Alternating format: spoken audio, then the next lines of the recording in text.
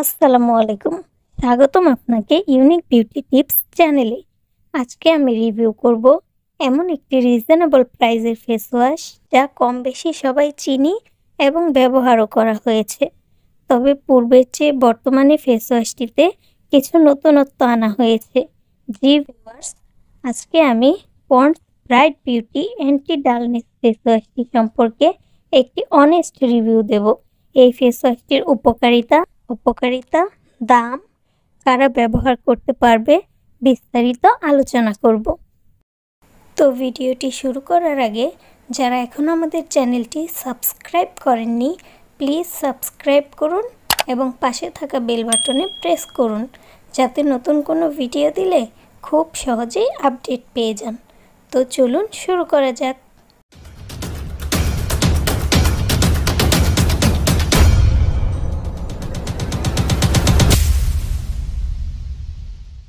Ponds bright beauty face ওয়াশটির উপকারী দিকগুলো শুরুতে আলোচনা করা যাক। এই ফেস ওয়াশটি একটি ফ্লিপ টপ ক্যাপ প্যাকেজিংয়ে পাওয়া যায়, যা খুব সহজে প্রয়োজন অনুযায়ী নিয়ে ব্যবহার করা যায়।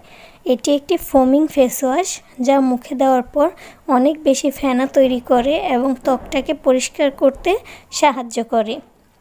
এটি একটি রিজনেবল প্রাইসের ফেস ওয়াশ। 100 গ্রামের একটা প্রোডাক্ট মাত্র 200 টাকা।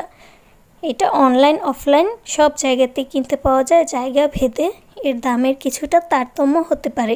ফেস ওয়াশটিতে যেটা বিশেষভাবে ক্লেম করা হয়েছে তা হলো এতে রয়েছে নায়াসিনামাইড ও ভিটামিন B3, যা ত্বককে ফর্সা ও উজ্জ্বল করতে সাহায্য করে, দাগছোপ কমায়, ত্বকের তৈলাক্ত ভাব কমায় ও ওপেন পোরসের সমস্যা দূর করে। এছাড়া ফেস ওয়াশটি দিয়ে মুখ ধোয়ার পর সাথে সাথে একটা ইনস্ট্যান্ট গ্লো দেয় এবং ত্বকটা অনেক বেশি পরিষ্কার ও ফ্রেশ মনে হয়। এবার এর অপকারী দিকগুলো আলোচনা করা যাক। নায়াসিনামাইড ও ভিটামিন B3 অবশ্যই আমাদের ত্বকের জন্য খুব উপকারী একটি উপাদান, কিন্তু ফেস ওয়াশে এই উপাদানগুলো মোটেও উপকারী নয়।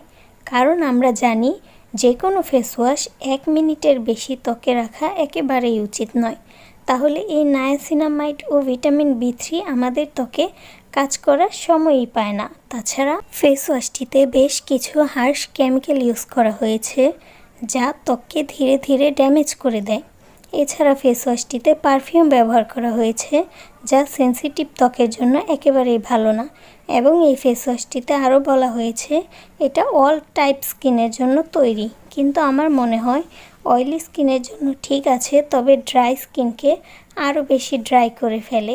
ফেস ওয়াশটির পিএইচ টেস্টে পিএইচের পরিমাণও অনেক বেশি পাওয়া গেছে। তো সবশেষে বলা যায় রিজনেবল প্রাইসের মধ্যে জনসাধারণের কাছে বেশ জনপ্রিয় একটি ফেস ওয়াশ এটি। তবে আমি বলবো প্রাপ্তবয়স্ক না হলে এই ফেস ওয়াশটি ব্যবহার না করাই ভালো। আর এমনিতে ফেস ওয়াশটি আমার কাছে ভালোই লেগেছে।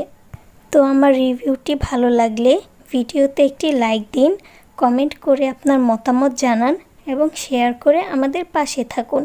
ধন্যবাদ সবাইকে।